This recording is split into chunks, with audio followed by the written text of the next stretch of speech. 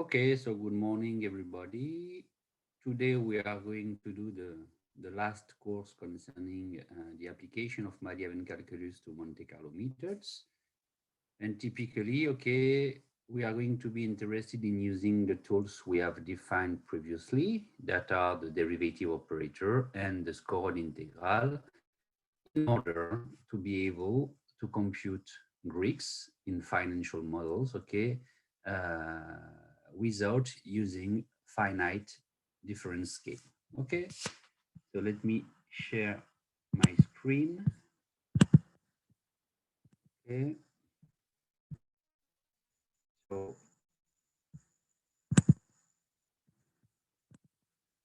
we are here. So in this section, we are going to consider a financial market, okay, a classical financial market with two financial assets. The first one is the non-risky asset, and to simplify, okay, we are going to suppose that this non-risky asset is associated to a constant interest rate that is continuously compound. That is that the value at time t of the non-risky asset is given by exponential RT, okay, the classical convention, if I suppose a rate that is constant.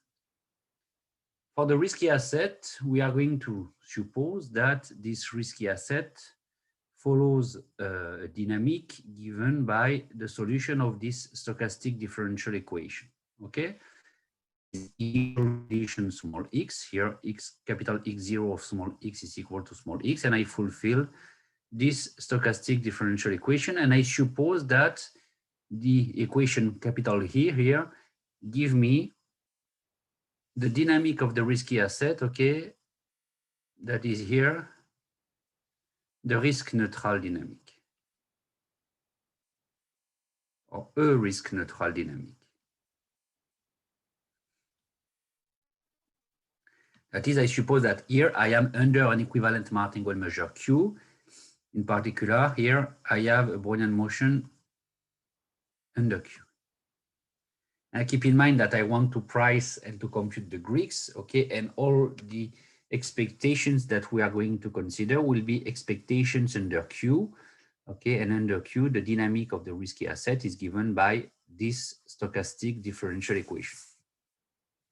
So of course, in order to ensure, excuse me,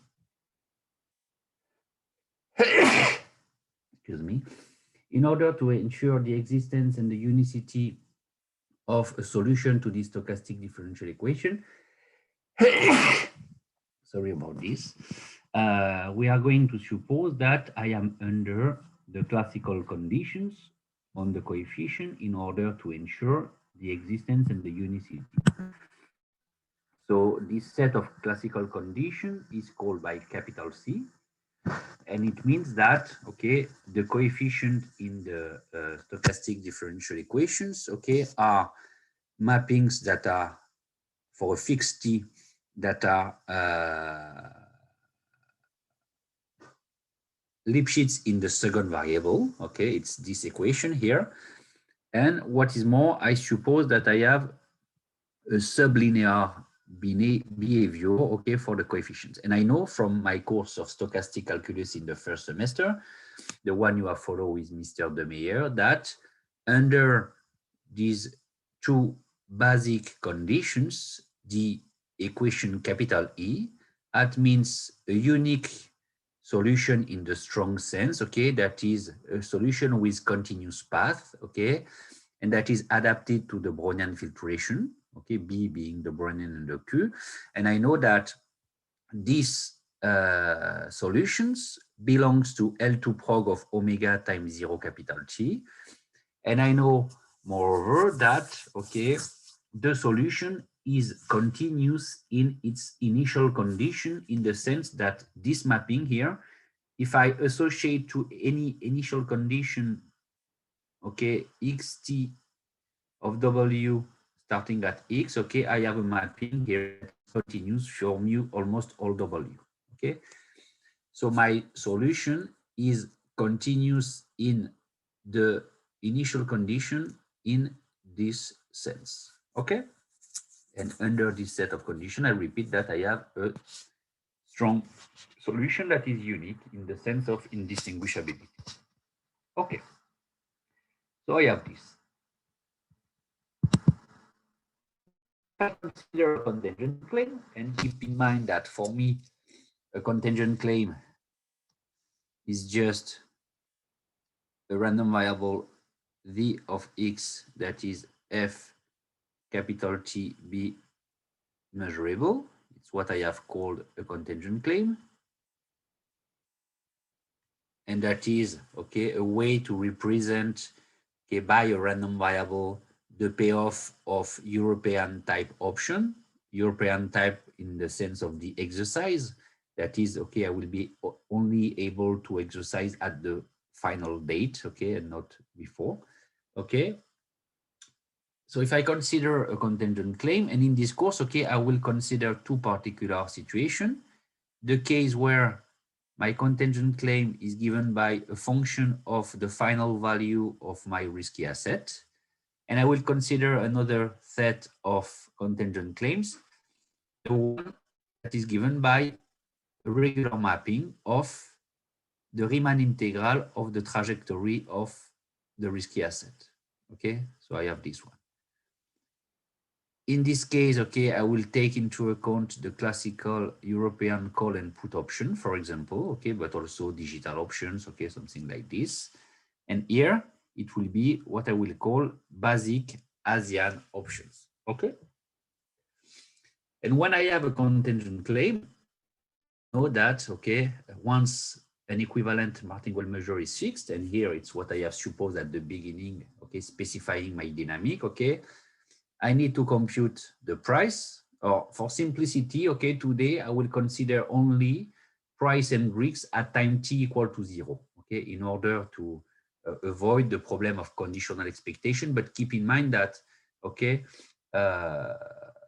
in most of cases, okay, I can come back to this case because, okay, I will obtain as solution of stochastic differential equation, okay, from most situations, okay, homogeneous Markov process. So it means it will be only possible, always possible to come back to this situation. So I need to approximate the price. That is, in this situation, just the expectation. So here, implicitly, the expectation here is, of course, under Q of the actualized payoff, okay, and the Greeks. So the delta, that is the derivative of the price with respect to the initial condition, and the gamma, that is the second derivative of the price with respect to the initial condition. Here, the gamma is also maybe seen as the first derivative of the delta. And in the case where, contrary to the Black-Scholes model, we don't have explicit form, okay, for these three expressions, okay, I need to approximate them. And we have seen in the first part of the course that to approximate a price, in general, okay, it's possible for me to use, okay, Monte Carlo methods to approximate the price, okay, because I have an expectation to approximate. Okay, so I can use directly the approximation coming from the strong law of large number, okay, with an error that can be controlled by the central limit theorem.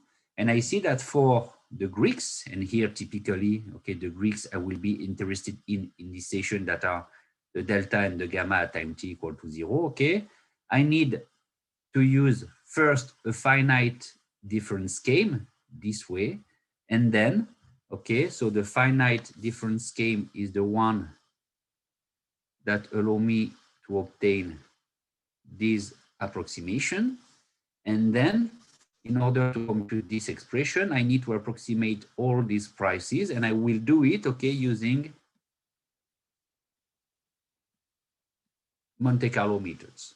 Okay, and as I have seen in the first part of the course, okay, when I want to approximate the Greeks, I have two sources of approximation, the one coming from the finite difference scheme with an h that I have to take as small as possible, if it's possible, okay, and prices that are approximated by Monte Carlo methods. And I have seen that I have a kind of duality between the fact that to reduce the error due to the finite difference came in general, I have to suppose H small, but we have seen together that if I want to approximate these quantities by Monte Carlo methods here, if I take a very small h, in general, it make the variance of what I have inside the concerned expectations very big. And so my error coming from the Monte Carlo approximation will be big. Okay, so I have a kind of dilemma, okay, to solve.